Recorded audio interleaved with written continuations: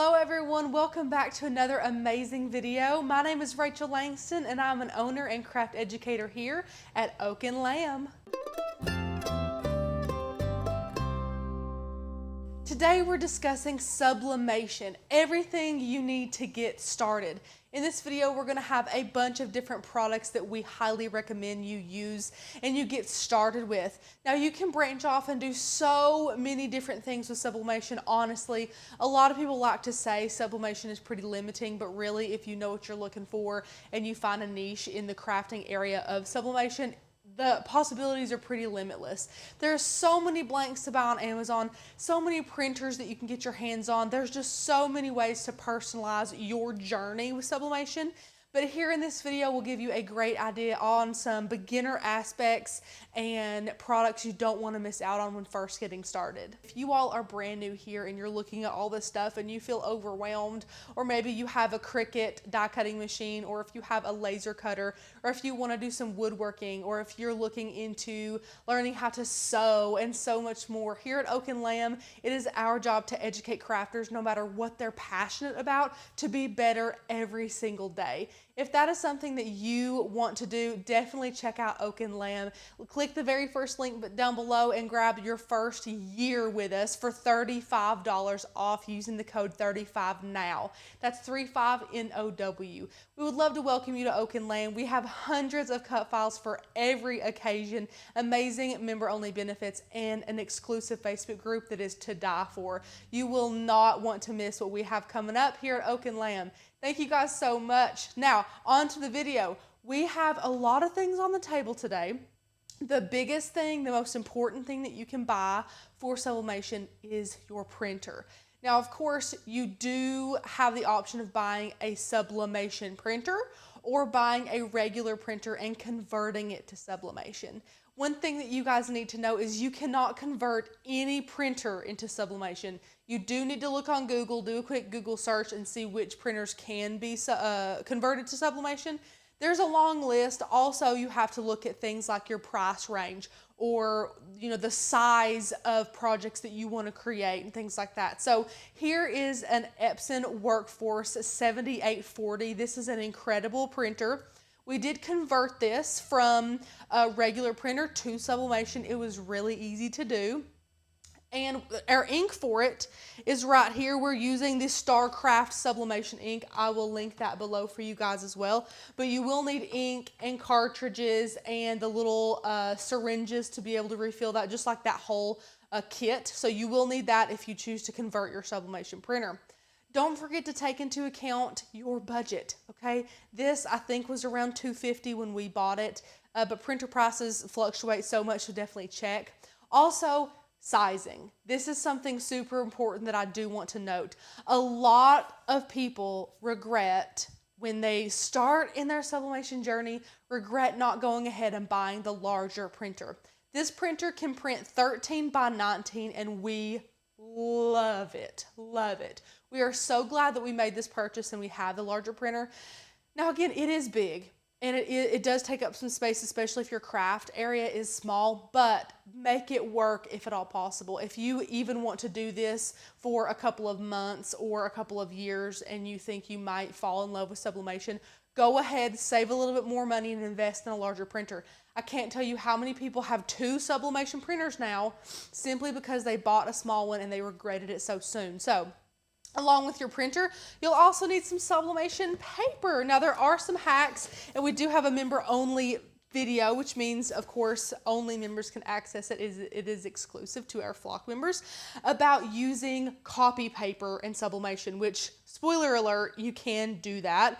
But for just run-of-the-mill paper, these are the brands that we like. This is A-Sub. This is 13 by 19, and of course, this is 8.5 by 11. So these are the brands of paper that we always use. They're pretty tried and true. Their quality's nice. We love the way that they turn out. So we have that. Next, I'm trying to get the big stuff out of the way. Next is parchment paper. So we use parchment paper as a barrier for a lot of our projects. This is a pack that we got. It's 250 and it's 12 by 16 inches. And here's what I love. They're in sheets, all ready to go. I love the fact that they're in sheets. Now again, these are 12 by 16 and our heat press that we use is 15 by 15. So this size of 12 by 16 parchment paper pretty much covers all of our design whenever we print it and we're trying to put a little barrier between the sheet and our shirt or what have you. So we do love parchment paper for that. It's not a necessity, but we like to use it. Also, the other big thing on the table is this heat press. This heat press is a good one. I'll have it linked down below, but let me just tell you, there are thousands of heat presses that you can get. Size matters, much like the printer. Don't go smaller if you don't have to. Always go bigger. This is a 15 by 15 surface area, so we really like the size of that. Just to be open and transparent, we do have the Cricut AutoPress, the $1,000 Cricut AutoPress. And for sublimation projects and some other types of projects, we do not feel like it gives optimum pressure for our projects. Now, sublimation needs a lot of pressure, and that's because, of course, good pressure equals good ink flowing into that fabric to be able to bond tightly and, you know, have a good finish and all that good stuff. So definitely know that when you are choosing a heat press, go with one that is big, one that you have looked at the reviews on, and one that you know that you're going to enjoy. This one we love because we can also adjust the pressure. That is a big thing. Of course, you cannot adjust the pressure in the Cricut AutoPress, and we really wanted to do that. So this is the one we have. It's a good one. Again, I'll have everything linked down below for you all to be able to click and buy. Now, before we move on, while I was mentioning the heat presses, I also want to mention, of course, there are things like the Cricut mug press or even like the 5-in-1 or 8-in-1s that can come with attachments much like this heat press does. If those fall in your price range and you want to buy them, go for it. That's totally fine. But again, today's video is more about blanks that we like to start with, you know, things that we've had success with. So if you want to go the route of buying the attachments for these or getting the Cricut mug press, that is totally fine. Please feel free to do that. The mug press is a great option if you want to make a lot of mugs and tumblers and things like that. But as far as baseline products, a really good, reliable, great reviewed heat press is essential. And just another recap on our ink and everything like that. Again, right now we're using StarCraft Sublimation ink. We have the syringes for all the different colors, and then we have the ink cartridges here. So we'll link all of this down below, but again, much like your printer, just to let you guys know, the cartridges and all that will be different depending on what type of printer you have. So whenever you're buying your cartridges and all that, do take into account what kind of printer that you do have. But again, you have to have sublimation ink and all this good stuff when you are converting a printer. If you purchase a printer that is already converted for sublimation, you don't have to do this until you need to refill it, of course. But right off the bat, for a beginner learning what all they need to start out with, it just depends on if you buy your printer already converted or not. Okay, this is kind of along with the parchment paper, but depending on what project we're making, we love to use Teflon sheets. So here we have some Teflon. These are good to go in between a shirt if you're worried that your sublimation ink will go through it, if you're using a super thin fabric or something like that. But we just have a pack of these off of Amazon. We've used them so much. We like to keep them rolled up and keep them nice and neat, but these are just Teflon sheets and they're great for a multitude of different projects. So these are always good to have in your craft room. Now we have some heat tape and heat resistant gloves here. These are super helpful. Becca only needs one of them when she crafts, when she sublimates, because she just kind of pulls things around with one hand. So I can only find one. I don't know where the other one is. We'll interrogate Becca and find it later. But we also have a heat tape, which is used very often on these sublimation projects. Whether you're using a tumbler and you need to tape down the edges to where it really gets a good ink saturation on here, or if you're using something like a mouse pad and you want to make sure that your design stays right where it needs to, adding heat tape on projects can really save them from being messed up and really save you a lot of time and money. So we love this. We got our tape and our tape dispenser off of Amazon. So definitely grab those. If you want to start sublimation, this is definitely a must-have. And then, of course, the same thing with heat-resistant gloves. We bought these off of Amazon for super cheap, and they're really good to have whenever, of course, your projects are super hot, especially things like ceramic and metal. You could really burn yourself. So when you remove them from your, Cricut mug press, or if you take a really hot shirt off of your heat press and you want to protect your hand, you can use some of these heat-resistant gloves. Those are both great purchases.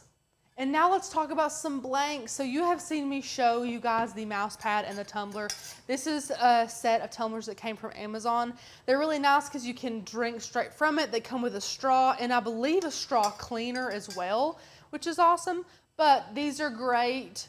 Of course, everyone loves a tumbler. And then these are some of Becca's favorites is, believe it or not, the pop sockets. She absolutely loves these pop sockets. They do end up super cute. So grab some of these if you haven't already. Also, a phone case. Who would have thought that a phone case would end up so cute? But they do. These are really great sublimation blanks, although they're super easy as well. And then, of course, a classic koozie here. We use koozies all the time. We're coffee and loaded tea nuts around here, so we use these often. I have one in my car, one in my house, one here at the studio. I just keep these sprinkled about, and it's great to be able to just customize them. So all of these can be done with a heat press. This is the only one that would need like a special type of press. If you have, like I said, the Cricut mug press, or if you have an attachment on your heat press, or even if you wanted to use the air fryer method or the oven method, you could do that with a tumbler like that. But the rest of these would be super easy to do with the heat press of your choice. So there are some blanks that you definitely don't want to miss out on. Now let me tell you, we could go on a rabbit trail for hours about blanks that you could use. We have done everything from, all the ones that you see here. We've done earrings, we've done baby blankets, you name it, we've tried it. And yeah, of course, the obvious one is also a t-shirt. T-shirts are great, but I wanted to go more specific sublimation blanks. But if you are also brand new to sublimation, fabric type things have to be mostly polyester in order for sublimation ink to work well with it. As far as these types of things, not this type, that's definitely poly coated, but these types of things, like the hard plastics and the ceramic tumblers, you can't just go to Dollar Tree and grab a mug from Dollar Tree and use that with sublimation. You will have to have a sublimation special tumbler, and all it means is it has a special coating on it that allows that ink to be absorbed. So that's kind of the whole point there. So things like this are polyester. You can do polyester t-shirts. 65% polyester and higher is best. The more polyester, the deeper and darker and more saturated your shirt will look, or your tote bag, or your socks, or whatever. So those are a given with the shirts and all that good stuff. T-shirts are a great way to start. I even went to Dollar Tree and found some 100% polyester t-shirts. Now they weren't anything, super fancy, of course, but for how cheap they were, those would be great to go and practice with. Let me actually go grab that. It's right off camera here, and I'll show you that shirt that we got. And here's the 100% polyester shirt. It just says ladies tee. And this is a ladies small, and I'll kind of show you here. So it's higher in the front than in the back, so it has a little flowy back to it, and it's just super simple. But it is 100% polyester, so you can sublimate on this, which is super, super fun. So definitely take that into account when you're looking for blanks to use. They do have to be special blanks if it's something that needs a coating on it, like I mentioned. Mugs and glass and all that good stuff. But if it's just simple fabrics, then 65% polyester or higher is usually what we like to recommend. And there you have it, a great little collection of some products that we feel like are must-haves for beginners who want to dive into sublimation. All of this great stuff you can go ahead and grab on Amazon. I will link it all down below for you guys. Also, don't forget to check out Oak and Lamb at the very first link down below. We would love to welcome you into our flock today. If you did enjoy this video, give it a thumbs up. Don't forget to click subscribe and ring that bell to get notified when more amazing videos like this come out. Thank you all so much for watching. I can't wait to see you another day for another video.